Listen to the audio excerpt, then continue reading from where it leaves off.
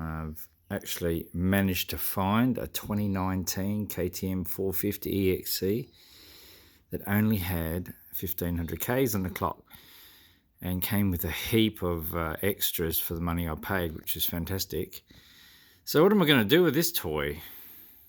I'm going to turn it into a light adventure bike. So I've still got my big tank and my seat concept seat, which took 3.5 months to get from the States, that I was using on my 350, which is just sitting next to this one. So I'm going to fully do this up as a light adventure bike, and once I swap my 350 next year for a new one, I'll take all the plastics from my 350 and put it on this one and make it all happen, but I'll be riding it before then. So at the moment I'm just going over it. I've pulled a lot apart and I've put a lot back together already, and basically it comes with steg pegs and all sorts of stuff from standard from the bloke who had it before me. So yes, it's coming together really well. So I already ordered bash plates and all sorts of stuff for it, which it only had a plastic bash plate, so I ordered an Enduro Engineering bash plate from the States, and only ordered that because I know it works, and it works really well. I think better than the B&B in Adelaide, well, B&B in Ballarat that make them. So yeah, it's all come together. I mean, I was going to use my 350, which I've just got sitting there, as my light adventure bike and grab another 350. But I thought, well, I know the 450s do hold more oil and it's got the fan and all the rest of the bullshit, but I think overall it would make a better light adventure bike for where I'm going. So yeah, so now I'm just going to start putting some of it back together today, and already comes with heavier duty springs, I think set for 85 kilos. Have to make sure on that first, because I'm only like 75 kilos, and the stock springs on the KTMs are fine for me when I've revalved the suspension. But yeah, so this one has heavier springs front and rear, so it should suit my bigger tank and all the rest of it, so should work out really well. But we'll just smash into it some more today and get her fired up. Well, here we go. This is my interpretation of a light adventure bike. I've actually been looking for one of these. It's a 2019 450 for a long time, because I already had a seat and a tank that fitted my 350, which I still have until I changed next year to a 23 model. So I used my 350 once as a light adventure bike. It went fine, but I've always wanted the 450, and I found one with very low kilometers, only had like 1500 Ks on it, from a guy locally, and he already had a few things on it, and they were radiator guards, a turbus protection on the sides of the motor, the rear ones on the swing arm, and hand guards and bar risers, and that was about it. Actually, I lie, it wasn't. It also had, it's already had the ECU done by Rex, so that'll make a hell of a difference, and it's actually got the springs all done.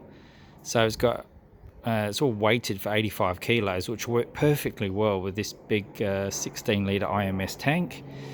So I'll walk you around the bike a bit.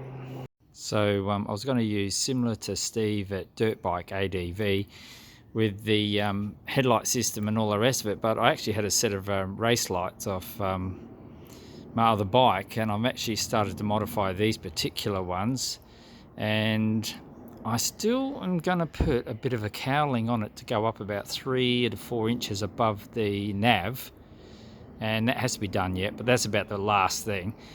But obviously the lights are insane, so I'm used to riding at night. So that's all that done.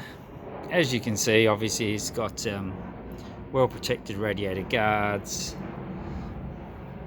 the motor's well protected, an Enduro Engineering bash plate, because I've been running those for the last few years and they're absolutely fantastic.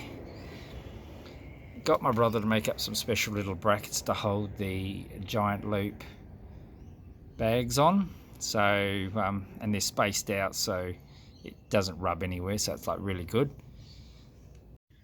Now I've actually put another set of swing arm guards on. I actually got a set with the bike, but I had a spare set, so I put the new ones on and left the other ones for my new bike when I grabbed that. And obviously it came with the Force accessories, which aren't that cheap. As for a muffler, I've actually gutted the stock muffler, made it straight through, and I've put a couple of blue things on it to protect it. And it's also glass wrapped as well, with that high temperature wrapping stuff, so it's should keep everything from getting cooked. As for navigation, I'm using a Samsung Note 3. I'm using Aussie Explorer with all the topographical maps of Australia on it, and we've been using that sort of stuff for years and years, and it works fine. So yeah, it's worked out really well. Also running a USB, double USB, and it also gives you the volts for the battery as well. So even taking the 2 rolls off the back is about a 10-second job, and then you can go for really good rides even just like that, and you got enough room in those 2 giant loops for a lot of stuff. Now the plastics, they won't be staying. I've got another set of spares, but I've also going to run the Kesner KTM plastics off my 350 on this bike as soon as I change to the 23, which is going to be sooner than later. The only other real thing it's running is moose tubes. So never used them. I've used that tubeless one before. I didn't think that much of that, but I'll try the moose, and then after that I'll probably run ultra heavy duty tubes like I normally do, and just get out there and ride. Now obviously on this side it's running a bit of protection as well. It's even running a Force accessories protector there, but the bike actually came with king stag pegs as well, so I'm going to utilise them on my 350. And apart from that, it's about it really. Front disc guard. So there's been a fair bit of money spent on this thing if you work it all out. Even the Seat Concept seat, that took me 13 weeks to get for my 350 from the States, so it works absolutely fine on this bike. It's the same frame, same everything.